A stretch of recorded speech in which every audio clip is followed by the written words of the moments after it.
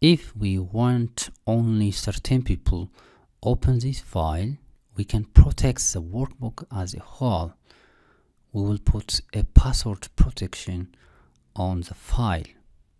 To do that, go to File and Save As.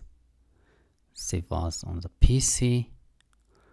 And here we have an option, general option, password to open the file or password to modify the file. Either we can use one of it or we can apply both option. Let's try the first option. Let's enter our password here.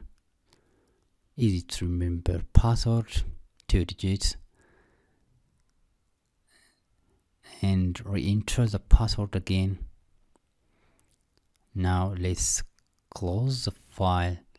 First open the file, again close the file, and we'll open the file again. Ctrl plus W to close it. Ctrl plus open, again file. Now it requires the password. You can enter the password to open the file. In the same procedure, we can try the second option.